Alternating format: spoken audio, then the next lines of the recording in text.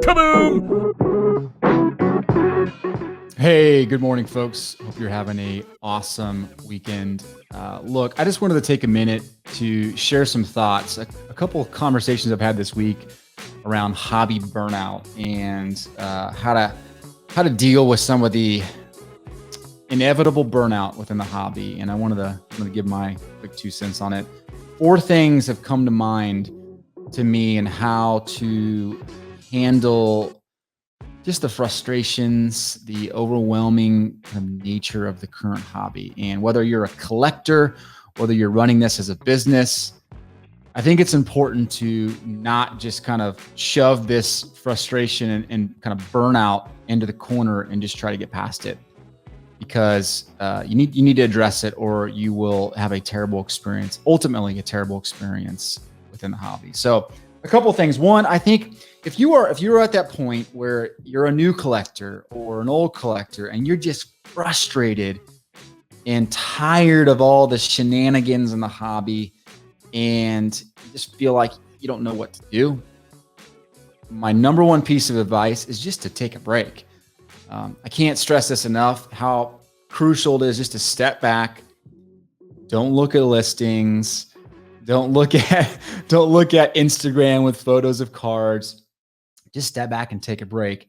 And it's important because it helps you kind of reset, have the right mindset. But also when you're burnt out, you just make worse decisions. Some of the worst decisions that I've made within my hobby experience the last 15 years are during those times where I've been burnt out and I'm not thinking straight. I'm kind of just being irrational.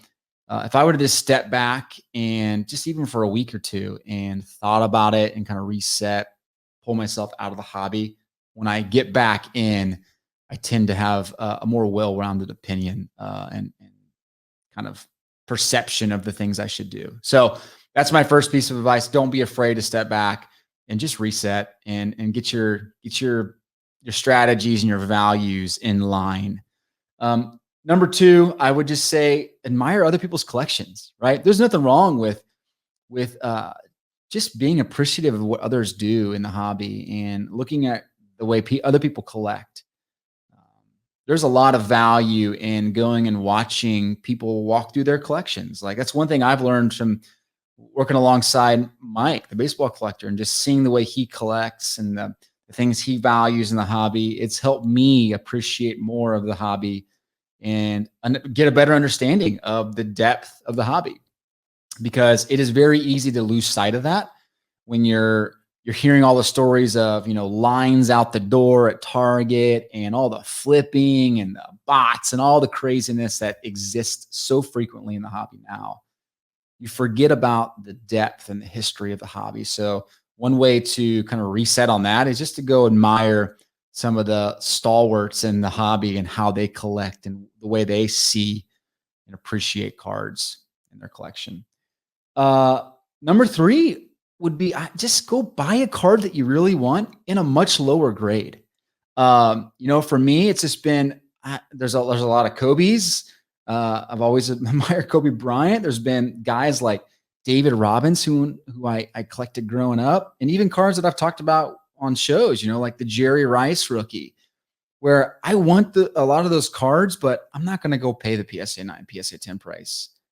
But I want the card, and I want to partake in that in the hobby. So I'm going and buying like PSA 6s and PSA 7s, and it's not so much because I think there's a lot of value in that. It's just because it's just my way of kind of engaging in that part of the hobby and help filling my collection with cards that I want. And at the end of the day, it's a card that I want. It's not necessarily I want the pristine version of that card.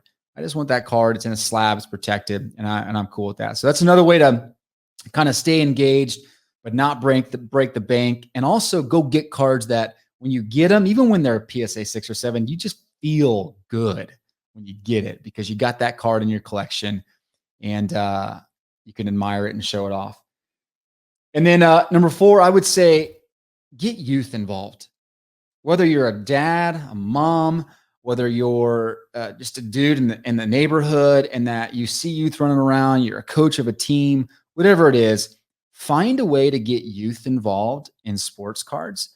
And I think you'll be amazed with how much it does to your own soul. like, I say that, and it seems kind of like what? That's a little sarcastic, and I really don't think it is. It's crazy when I'm coaching and I give packs to the players and the team. These 11 and 13-year-olds, or my sons have friends over and they open up a box and say, "Whatever you get, it's yours, man." It's an incredible experience. It kind of takes you back to really what the hobby was built on, back when the hobby started years and decades ago. And I think it's a really important thing for us, people that have good collections, that have maybe more access to product than others, or just get product in and realize, yeah, we could flip it for a couple $100, but you know what? Like, get someone else involved, let them enjoy it, because these guys aren't going to go wait out in the stores to get it. These kids can't get product anymore, or if you do open product, like, set aside your local team, or like team sets, build those out. I mean, kids love receiving from Topps flagship a Royals team set here in Kansas City because they can't get it now. And it's just another way to keep them engaged with the hobby and allowing that fire to continue to burn and build up that next generation of collectors. That's good for all of us. It's especially good for you as a collector that's getting burnt out, as a way to kind of reconnect and understand the roots of how all this began and should continue on for years to come. So those are my quick thoughts on kind of how to avoid and counter the hobby burnout, because as much as we talk about, just the crazy economics involved in the hobby these days, there is a ridiculous amount of goodness that exists, and it's a hobby. Some of you, it's a business. I understand that you can't just pull back, but if you can't connect to the hobby side of the hobby, to the collector side of the hobby, then you will lose excitement and that fire really quickly, and it will not end well. My last thing, and I always say this, and I truly do mean this, like, just be very careful with the way you manage your finances. And I mean, it's countless stories of new collectors coming in and thinking this is a way to get rich. And they go in and they don't get rich. They go put things on credit cards, and ultimately they get frustrated because they don't have the connection that some of us do, where we open cards and we love to sit on them and build our collections. And if we get to sell some, that's awesome. We can profitably build our collection. That's a win. But if you're going into debt for this, and you don't have any context of the depth of this hobby, then it'll end really, really bad for you. And definitely don't want to see that happen. We love the new collectors coming in, and hopefully you're able to do that in a way that is sustainable for you, your family, and your finances. So all that to say, you can get around hobby burnout. I promise you that. This is a great place. There's a great community here, and hopefully that's helpful. All right. Have a good weekend.